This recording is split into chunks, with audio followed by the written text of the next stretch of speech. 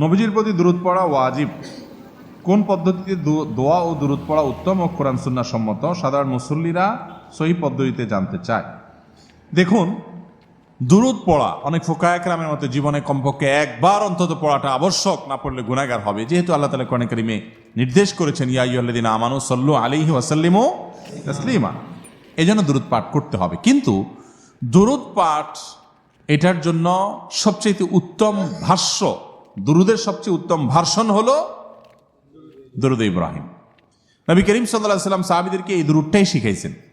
কেউ দুরূদ জানতে চাইলে তিনি এটাই তাকে শেখাতেন। একটু পড়তে বেশি সময় লাগে বড়, কিন্তু সওয়াব ওইরকম বেশি। আর সবচেয়ে সংক্ষিপ্ত দুরূদ হলো সাল্লাল্লাহু আলাইহি ওয়াসাল্লাম, এটা হলো সবচাইতে ছোট দুরূদ। এই দুইটা ছাড়া আর বাকি আপনি আপনার যে কোনো ভাষায় নবী করিম সাল্লাল্লাহু আলাইহি ওয়াসাল্লামের জন্য যদি দোয়া করেন, আল্লাহ আপনি আপনার রাসূলের প্রতি শান্তি বর্ষণ করেন, তার প্রতি আপনি অনুগ্রহ নাজিল করেন, তাহলে এটাও দুরূদ হিসাবে গণ্য হবে। তবে উত্তম হলো ওই যে নবী সাল্লাল্লাহু আলাইহি ওয়াসাল্লামের শেখানোটা, অর্থাৎ দুরূদ ইব্রাহিম। এর বাইরে আমাদের সমাজে অনেক রকম দুরূদ আছে।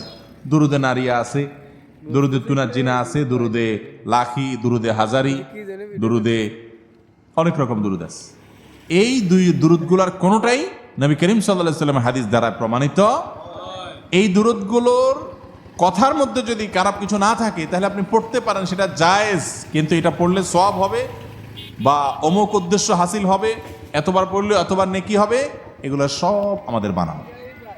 এগুলোর কোনো ভিত্তি কোরআন হাদিসে, এগুলো বিভিন্ন ওজিফার বই টইতে পাবেন, কিন্তু এগুলোর কোনো গ্রহণযোগ্য ভিত্তি নাই। বিদেশি দিকটা আমাদের খেয়াল রাখতে হবে ইনশাআল্লাহ।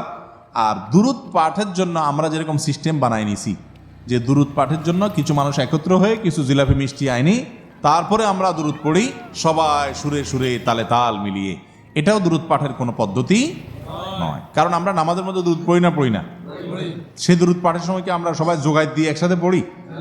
মিছিল করে করে পড়ি? দলে দলে পড়ি? কি করি? যার যারটা শেষে পড়ি। ঠিক একইভাবে নামাজের বাইরেও পড়বেন। নবী করিম সাল্লাল্লাহু আলাইহি সাল্লাম কিংবা তার সাহাবীদের কেউই কিন্তু দলে দলে একসাথ হয়ে সবাই মিলে দুরূদ পড়ছেন আমাদের মতো এরকম আমরা যেরকম মিলাদে পড়ি, এরকম কোনো পদ্ধতি সাহাবীদের মধ্যে ছিল, এরকম কোনো জাল হাদিসও নেই, সহিহ হাদিসও পড়ার কথা কি বুঝাতে পারছি? অতএব দুরূদ পাঠের জন্য লোকজন ডেকে এনে এরকম মিলাদ মাহফিল করার শিক্ষা ইসলাম আমাদেরকে দেয় নাই। আমরা নবী করিম সাল্লাল্লাহু আলাইহি সাল্লামের আলোচনার জন্য একত্র হতে পারি, সেটা ঠিক আছে, কিন্তু দুরূদের জন্য একত্র হওয়ার দরকার নাই। যার যারটা শেষে করবে। আবার সেটার জন্য নির্দিষ্ট ফরম্যাট ঠিক করে দুরূদ পড়তে পড়তে আবার হঠাৎ দাঁড়ায় যাওয়া, নবী এসে গেছেন মনে করা, এগুলো সবগুলো আমাদের বানানো। আল্লাহ আমাদেরকে বুঝার তৌফিক দান করুন।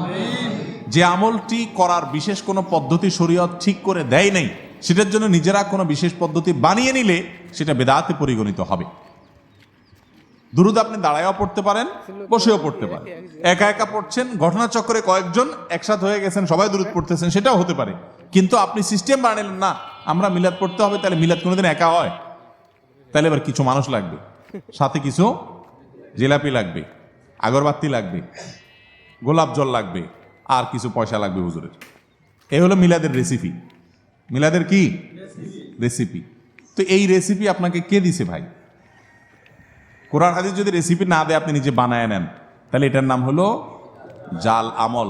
জাল আমল হলো বেদাত, আর বেদাতের ঠিকানা কোথায়? জাহান্নাম। যদি থাকে কোথাও তো নিয়ে আসেন, কোথায় আছে দেখেন।